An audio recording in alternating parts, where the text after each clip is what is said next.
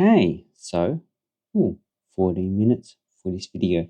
But today, on these coins and banknotes, we have older Hong Kong banknotes, and these are the ones that pretty much use not all the period between 1959 and 1983, but just for some of the period, because some of these were withdrawn from circulation and others were issued at different time periods. So we had the 5, 10, the 50, and what's the 50? Okay, and the $100 banknote. Two of them that were missing are 500 and 1000, but we'll get to those after we've gone through the 500. Okay, so first one, probably this is not the most common. The most common would be the $10 banknote. So this is the $5 banknote that was issued in 1959. So the first date of issue. And these are the small type banknotes. So before 1959, they issued larger banknotes, which probably like that size. You would have to fold them into four just to put it in your wallet. Because wallets are pretty much same size as they are now. So we have all different time periods. So we've got 1964, 64. So the older the banknote gets, the more valuable it is, because obviously there would have been a lot less printed with a lower population, and getting higher grades, especially because they printed banknotes nearly every year. Some years are just very hard to get. So yeah, then we have 1967. And you can see all these are in pretty much low grade, probably fine to very fine. Then we have 1965 and another 1965. And what's the date? 1st of February 1969. You can see the date on these does change, especially the days that they didn't issue the same day every year. Probably not when they were printed, probably the authorization date. That's pretty much the only thing I can think of. And the last one I have is 1972, but the last year of issue is 1975, because in 1976 they did issue a $5 coin. So this coin replaced this banknote, but these banknotes probably circulated probably 1976 to 80s, when they did change the I don't have $5. You have a $5 coin, which is pretty much the standard $5 coin they issue now in design. So what design elements do we have on this? We need to get a good banknote. Probably this one.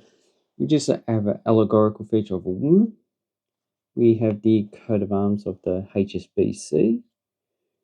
And we just have general declaration, legal tender, blah, blah, blah. We get the signatures of governor and chief manager. And also on the back, we have the HSBC building. This was knocked down between 1978 and 1981. It was first built in 1934. But this is the third building. And as you can see, it's quite a large building. But as the bank increased in size, this pretty much became too small for what they needed. And I would say the current bank building is probably also becoming too large with the advent of AI and probably reducing the workforce.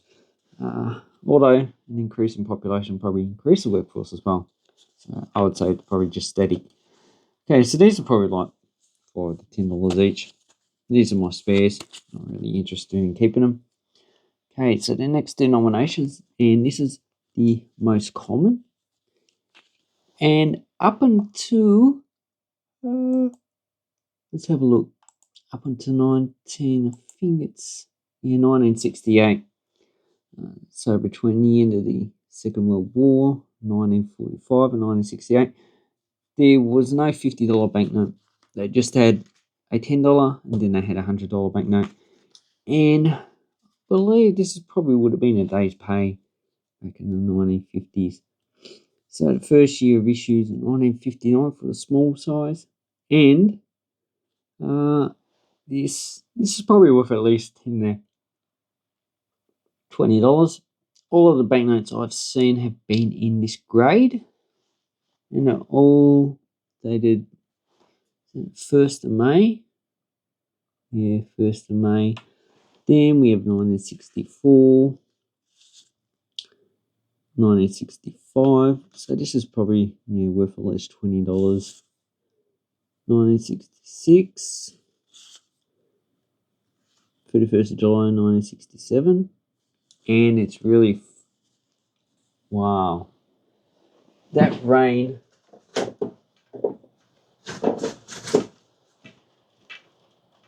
Okay, so that's today in Melbourne.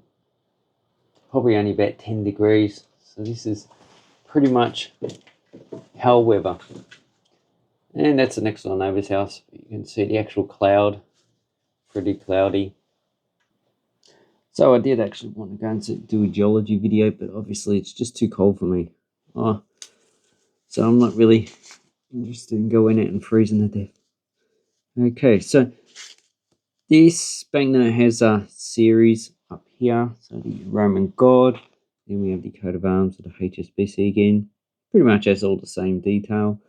The watermark looks like Germania, or just someone with a Roman helmet.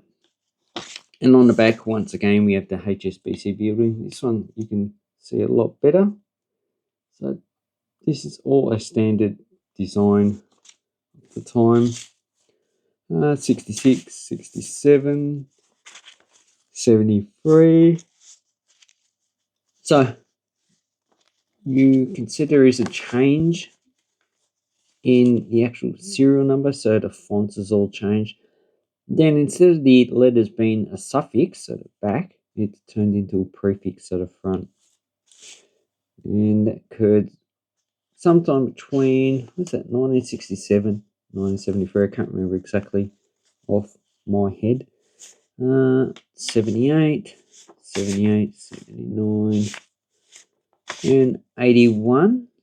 And what was the last date of this banknote?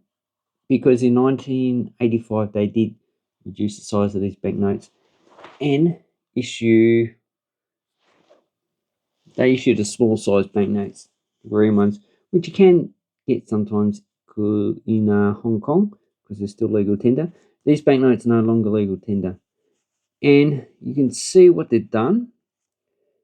They've only put one little prefix, but they split it and put two numbers underneath.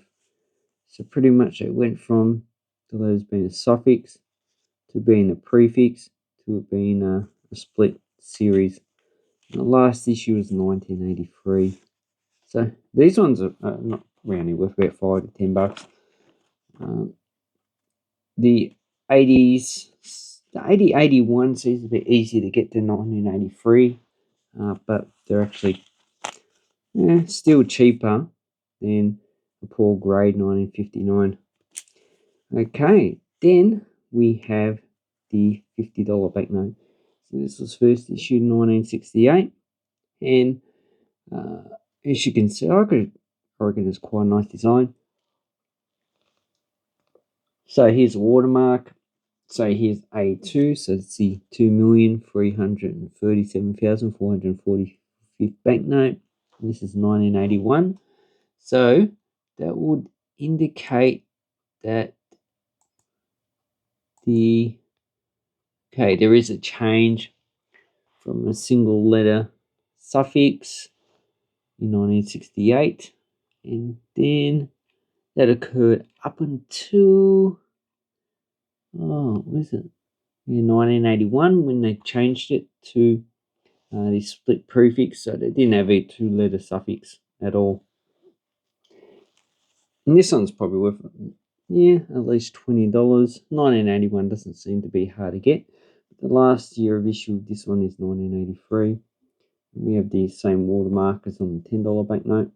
We have the coat of arms of the HSBC again, and we have 50 in Arabic numerals, 50 in Chinese numerals, and on the back we just have the HSBC building again.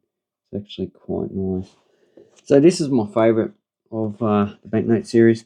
Then we have the $100 banknotes. They did have a different design $100 banknote from 1959 to 1972 for a woman here. And on the back they had the HSBC building, which is pretty similar in design to this banknote. So the reverse of this banknote was similar to that, just in red. And this one is more associated with the $50 banknote. And this series was first issued in 1972, but the 1972-76 series had serial numbers on the back, on the top and bottom. So it had 4 as well as 2 on the front. And then so that's for the 1972, and in 1973 they changed the serial numbers to just on the front, but the initial ones had a suffix, and it was only in 1977 did they put it as actually 1981 they put it as a prefix.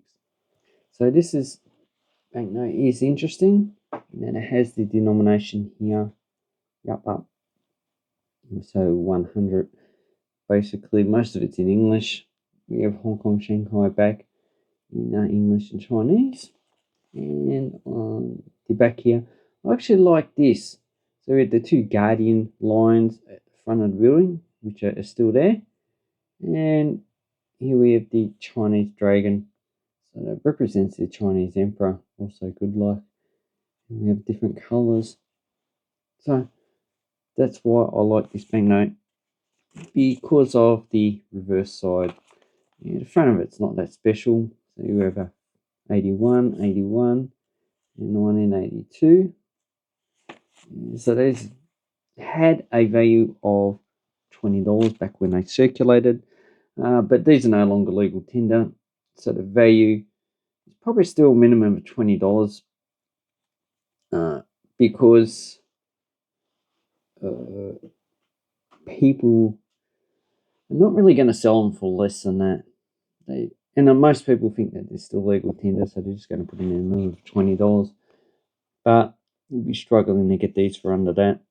So anyway, that is the Hong Kong banknotes up until 1983. Now they did issue a $500, which that denomination's been in circulation since the inception of the Hong Kong dollar. But this one was brown, same colour as the banknote that they issue now. Had a large line HSBC on the back side of it. So the line was on that side. And then in 1977, they issued the gold $1,000. So it's gold because gold is a really important commodity in Chinese culture. So they have the highest banknote in that colour, represents the highest value. And that one was printed in 1983. And they're pretty hard to get and also very expensive. So there's an exchange rate of about $200. But yeah, you're not really going to get one for $200. I would say minimum probably $500 to $1,000 for one of those first issue $1,000. But search around, sooner or later you'll come across one that's probably more towards your budget. My budget is probably $1, but you're not really going to get that. To get one for $300 or $400, you'll be struggling. So I hope this helps you with your banknote and coin collecting. Thank you very much, and look at my other videos, which I have a lot of Hong Kong coin and banknote content. Thank you and goodbye.